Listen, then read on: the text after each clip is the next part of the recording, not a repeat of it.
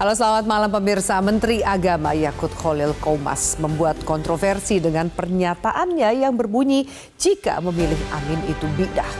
Dan walaupun setelah ia akhirnya mengaku itu hanya sekedar guyonan. Jika betul ini hanyalah sekedar guyonan, banyak yang menilai guyonan Gus Menteri ini sudah kelewat batas karena guyonan macam ini memunculkan tendensius politik dan juga berpotensi memunculkan kisruh jelang Pilpres 2024. Inilah yang akan kami sajikan dalam editorial pada malam hari ini, guyonan Menak kelewat batas. Bersama saya Afiani Malik.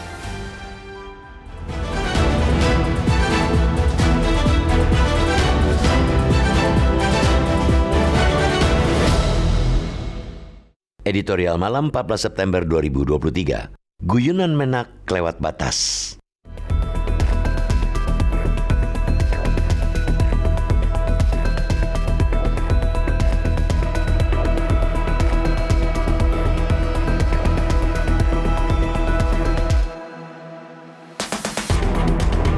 Candaan semestinya menghibur dan mencairkan suasana. Tidak bisa disebut sedang bercanda kalau pada akhirnya malah memperkeruh dan menegangkan situasi. Kalaupun masih bisa disebut sebagai candaan, itu adalah candaan dangkal. Guyonan yang tak pantas. Terlebih bila itu diucapkan oleh seorang pejabat publik, pejabat negara sekelas menteri. Adalah Menteri Agama Yakut Khalil Qomas yang lagi-lagi membuat geger publik dengan pernyataan kontroversialnya. Pada sebuah acara internal Kementerian Agama di Surabaya, Rabu 13 September, ia melontarkan selorohan yang menyerempet pasangan bakal calon presiden dan wakil presiden Amin. Amin ialah akronim pasangan Anies Baswedan, Muhaimin Iskandar yang diusung Partai Nasdem, PKB, dan hampir pasti PKS. Saat itu, Menak melempar guyonan kepada Kepala Balitbang Diklat Kemenak, Profesor Amin Suyitno, sekaligus menyinggung pasangan Amin yang memang sedang ramai diberitakan. Yakut menyatakan dirinya tidak akan memilih Amin. Dia bahkan mengatakan orang yang memilih Amin berarti bidah. Kita tidak tahu Amin yang dimaksud Yakut dalam pernyataan itu apakah merujuk pada Amin Suyitno, koleganya di Kemenak, atau Amin yang merupakan akronim pasangan Capres-Cawapres. Disitulah justru letak tidak lucunya candaan Menak. Patut diduga ia memanfaatkan keberadaan Amin Suyitno sebagai sasaran guyonan sekaligus sindiran, padahal sebetulnya tujuannya ialah menyentil pasangan Amin. Dugaan seperti itu tidak berlebihan jika kita merujuk pada pernyataan Menak sebelumnya yang juga syarat dengan tendensi politik. Dalam keterangan resmi Kemenak Minggu 3 September, dia mengajak masyarakat tidak memilih sosok pemimpin yang menggunakan agama untuk kepentingan politik di Pilpres 2024. Yakut juga meminta publik lebih jeli dalam menentukan pilihan, terlebih sosok yang pernah memecah belah umat. Sangat mudah dibaca bahwa dalam pernyataan itu ada muatan tendensi politik yang kuat untuk menyerang dan menyudutkan baca pres tertentu yang selama ini memang selalu distigmakan seperti itu. Stigma yang terus dirawat dan diglorifikasi oleh lawan politiknya, kendati kebenaran dari rumor itu tak pernah diuji dan dibuktikan dengan jelas. Kini tak sampai setengah bulan setelah pernyataan itu, Yakut seperti ingin kembali menyudutkan baca pres yang sama plus bacawa presnya lewat cara yang berbeda. Kali ini ia membungkusnya dengan sebuah guyonan yang boleh dibilang sudah kelewat batas. Mengapa kelewat batas? Sebab ia sudah membawa-bawa istilah bidah untuk dicampurkan dalam urusan politik praktis. Bidah artinya perbuatan atau cara yang tidak pernah dikatakan atau dicontohkan Rasulullah atau sahabatnya, kemudian dilakukan seolah-olah menjadi ajaran Islam. Lalu apa urusannya memilih Amin, siapapun yang dimaksud, dikatakan sebagai bidah? Menak, sekali lagi, telah melakukan kesalahan fatal dalam kapasitasnya sebagai pejabat negara dan pelayan publik. Alih-alih bekerja menjalankan tanggung jawabnya, ia sepertinya malah terlampau jauh mengurusi Pilpres 2024 yang seharusnya bukan menjadi urusannya. Ketidakmampuan ia menahan diri dan nafsu berpolitiknya justru berpotensi membuat keruh suasana perpolitikan menjelang pemilu 2024.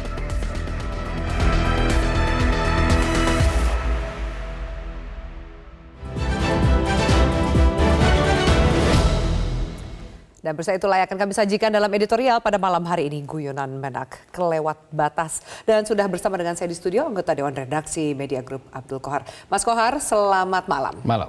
Sebelum kita membahas mengenai editorial kita pada malam hari ini, kita dengarkan dulu selengkapnya guyonan yang dilemparkan oleh Menteri Agama Yakut Khalil Qomas. Berikut ini.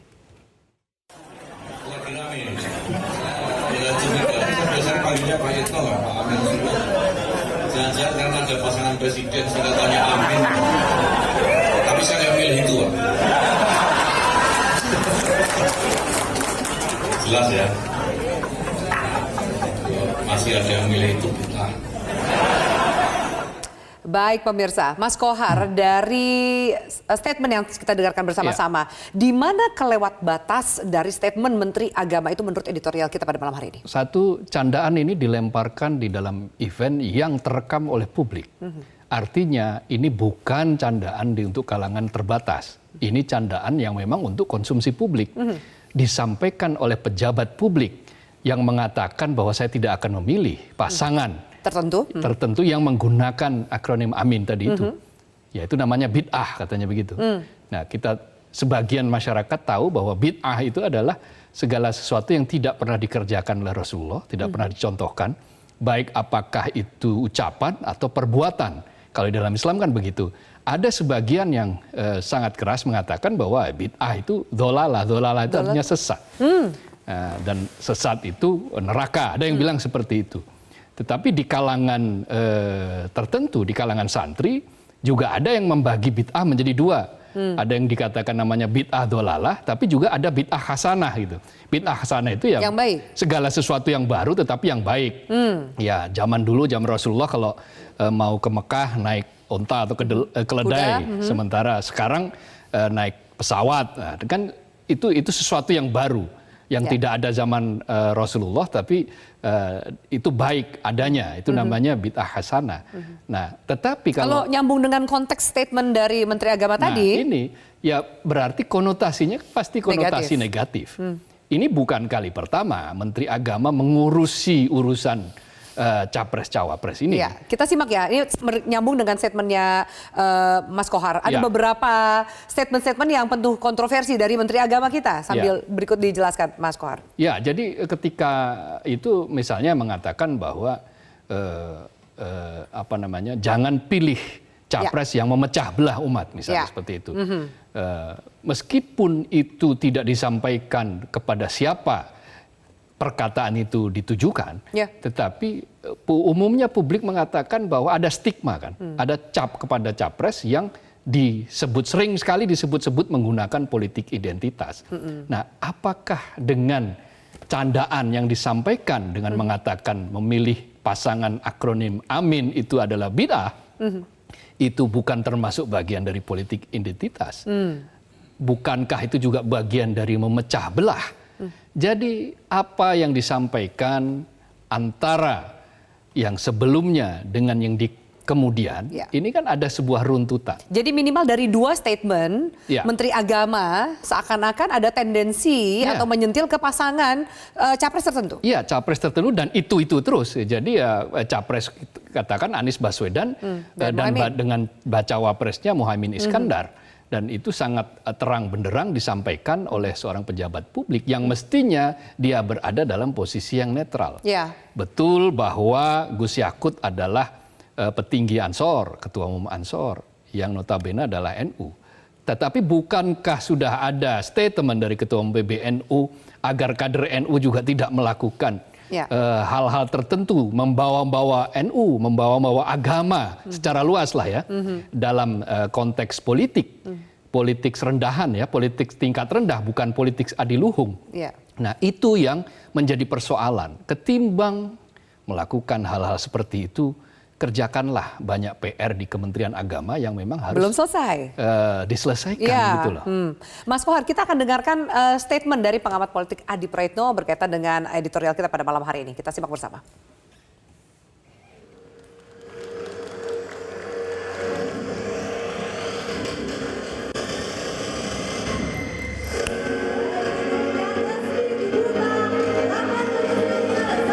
Karena itu, kalau kemudian Gusmen menyatakan Amin itu bid'ah, masuk akal.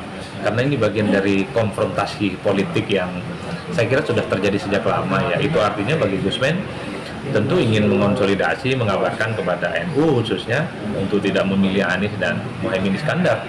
Tapi pada saat yang bersamaan Muhaimin Iskandar selalu mengatakan bahwa apapun omongan-omongan orang sekalipun dari kalangan internal NU, Gus Muhaimin selalu meyakini bahwa dirinya tetap eksis dan akan tetap mendapatkan dukungan dari kalangan Nahdliyin ini kan. Ya, baik. Mas Kohar menyambung juga statement Mas Kohar tadi ya, jika memang melihat dari kalimat yang juga disampaikan oleh Menteri Agama, tepatnya pada tanggal 3 September, himbauan agar jangan memilih calon presiden yang pernah memecah belah umat, disampaikan seperti itu. Apa mungkin ada sentimen pribadikah dari Menteri Agama, Gus Yakut ini terhadap pasangan Amin, melihat dari histori dan juga latar belakangnya? Yang bisa menjawab itu tentu saja adalah Gus Yakut, tetapi kan kalau dari riwayat, Gus Yakut ini kan juga pernah menjadi politikus PKB. Pernah menjadi anggota dewan dari PKB, dan barangkali ada hal-hal tertentu atau gesekan-gesekan tertentu, tetapi itu mestinya tidak dibawa-bawa ke ranah yang publik, ke ranah yang menyebabkan dia berada dalam posisi offside. Berada dalam posisi offside di mana dia pejabat publik yang harus berada dalam posisi netral. Meskipun alasan yang disampaikan oleh Menteri Agama ketika ditanya wartawan adalah, oh itu hanya sekedar bercanda, jangan kait-kaitkan dengan politik, seperti jangan digoreng-goreng ya. Itu alasan yang disampaikan dan itu tujuannya untuk mungkin menyentil atau sebagai guyonan. Terhadap seseorang yang juga bernama Amin yang ada di lokasi. Iya, tidakkah yang namanya candaan itu sesuatu yang bermutu dan memang memantik rasa humor? Tetapi ketika candaan itu melewati batas, maka itu bukan rasa humor yang muncul, tetapi rasa mual. Orang akan lebih merasa mual mendengar itu berkali-kali karena tendensinya sudah terlalu kelihatan. Tendensi yang ingin disampaikan terlalu kelihatan. Ketika konteksnya dia diawali dengan membicarakan soal ada pasangan capres, cawapres dengan akronim Amin, maka otomatis akan sangat susah menghubungkan antara Amin yang dia maksud bid'ah itu dengan Amin yang ada di situ, yang namanya Amin Suyitno, misalnya seperti itu. Jadi ini hanya semakin menambah menutupi hal perkara yang bolong di satu sisi, tetapi tutupnya juga tidak pas. Sehingga tutupnya sendiri akhirnya nyemplung begitu, ikut bolong karena lubang yang ditinggalkan ini teramat menganga. Jadi berhati-hatilah menjadi seorang pejabat publik dalam menyampaikan bicara bahkan candaan sekalipun. Mas Kohar, kita harus jeda, nanti kita akan bahas lebih lanjut dan juga pemirsa sejauh apa kalimat yang disampaikan oleh Menteri Agama itu akan mempengaruhi dan berdampak ke masyarakat, mengingat yang menyampaikannya adalah seorang menteri. Tetaplah bersama kami.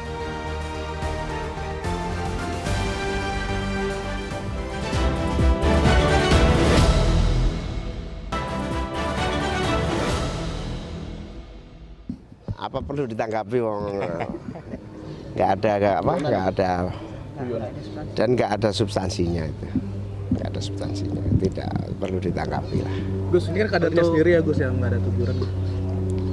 Iya, demokrasi kan begitu, memang memberikan siapapun boleh ngomong apapun dan itu kan pilihan politik, tiap orang memiliki pilihan politik. Baik, bisa kami lanjutkan Mas Kohar. Tadi kita dengarkan dari Bacawa Pres Muhaimin Iskandar mengatakan ya apapun itu nggak perlu ditanggapi, ini soal demokrasi dan lain-lain. Tapi menyambung pertanyaan saya sebelum jeda, sejauh apa sih kalimat yang disampaikan atau statement yang disampaikan oleh Menteri Agama itu bisa berdampak dan juga mempengaruhi masyarakat? Mengingat yang bicara soal seorang menteri.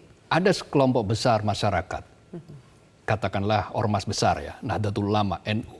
Itu sangat sensitif ya apabila mendengar kalimat bid'ah ini karena mazhab mereka kerap dipojokkan oleh sekelompok orang lain dengan mengatakan bahwa ritual yang dilakukan oleh sebagian kaum santri itu bid'ah.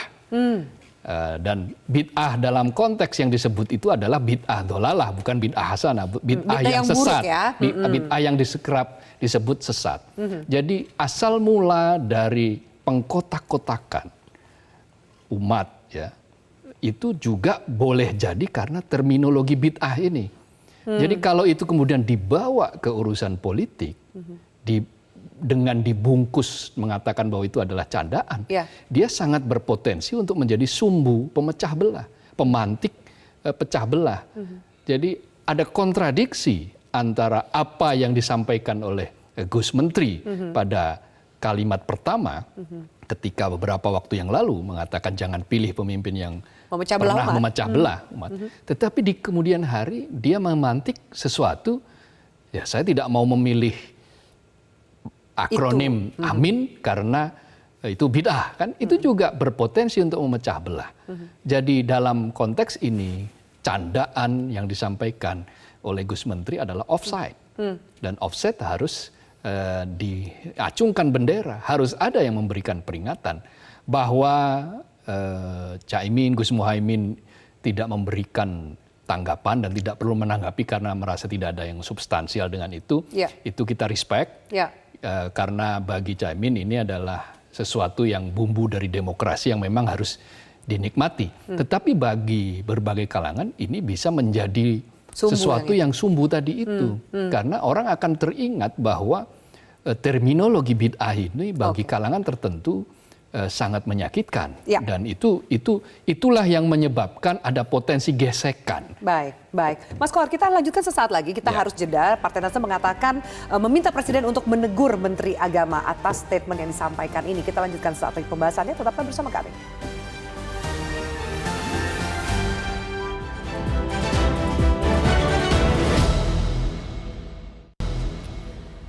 Ya, baik. Pemirsa, kami tampilkan polling kami lakukan di aplikasi X Metro TV. Apakah guyonan menak Yakut Khalil Qomas yang memilih Amin berarti bid'ah bermakna tendensi politik? Ya, banyak yang mengatakan, 78% mengatakan ya itu adalah kalimat yang tendensius. Lalu kemudian 22% mengatakan tidak, itu hanya bercanda. Bagaimana dengan warganet di Instagram? 80% mengatakan ya itu kalimat yang tendensius, lalu kemudian 20% yang mengatakan tidak, hanya bercanda saja. Baik, kami akan juga bacakan pendapat dari perwakilan dari pemirsa kami, @daysme. Tendensius politik itu apalagi diucapkan di depan forum publik yang secara tidak langsung menggiring opini. Satu lagi akan kami bacakan tanggapan dari pemirsa. Ada Andika 0886, tidak elok seorang pejabat negara melakukan hal seperti itu. Baik, Mas Kohar, sepertinya memang publik juga menangkap ya dari hasil polling kita, publik menangkap bahwa memang itu ada tendensi politik atas kalimat Menteri Agama itu. Perlukah Presiden menegur Menteri Agama? Ya, jelas. Mestinya Presiden menegur itu karena siapapun anggota kabinet adalah pembantu presiden dan dia menyatu dengan orkestrasi kepresidenan. Jangan sampai ketika tidak ada teguran itu dianggap satu napas. Sama satu sikap dengan dibiarkanlah oleh presiden atau pemerintah. Ya, membiarkan itu kan berarti sama menyetujui atas sikap yang disampaikan. Jangan sampai seperti itu terjadi sehingga perlu ditegur. Nah, bagi demokrasi hal-hal semacam ini tidak sehat. Hal-hal yang seperti ini potensial untuk membuat keruh, mengail di air yang keruh, lalu kemudian mengubek-ubek air jernih menjadi air keruh, dan berpotensi tadi itu memecah belah umat yang sangat-sangat di sebagian itu sangat merasa sakit apabila amalan-amalannya kerap disebut sebagai bid'ah, termasuk amalan dalam memilih pemimpin. Dianggap bid'ah. Nah, hal-hal semacam ini harus peka seorang pejabat. Pejabat itu dia harus netral. Kenapa? Karena dia punya segala kuasa. Dia punya alat, dia punya kebijakan, dia punya pisau, yang apabila pisau itu salah digunakan, dia bisa menghunus ke orang lain, yang bisa membuat orang lain itu celaka. Orang yang salah bisa celaka karena kena pisaunya dia. Apalagi di tahun politik seperti ini, kita tahu ada menteri yang masuk bursa capres-cawapres, ada menteri yang juga nyalek. Iya, nah kalau menggunakan simbol-simbol agama untuk menyerang kubu yang tidak bersetuju dengan dia, itu apakah bukan politik identitas namanya kalau seperti itu. Nah, hal-hal semacam ini mestinya mengundang kepekaan dari pejabat publik, tidak diumbar di dalam sebuah forum publik, candaan publik, meskipun yang diajak bercanda itu adalah mereka-mereka yang sesama santri, katakanlah begitu. Tapi kan tidak berada dalam frekuensi yang sama. Kebetulan berada dalam sikap politik yang boleh jadi sangat diametral berbedanya gitu loh. Jadi hal-hal semacam ini sangat penting untuk ditegur, dan netralitas tidak cawe-cawe di dalam politik yang seperti ini wajib ditaati Dilakukan. oleh Baik. pejabat publik. Baik, Mas Kohar, terima kasih banyak untuk Ya. pembahasan kita pada malam hari ini. Sama-sama. Dan juga pemirsa, terima kasih banyak atas atensi Anda. Kita akan jumpa lagi di editorial malam berikutnya. Selamat malam, sampai jumpa. Mas Kohar.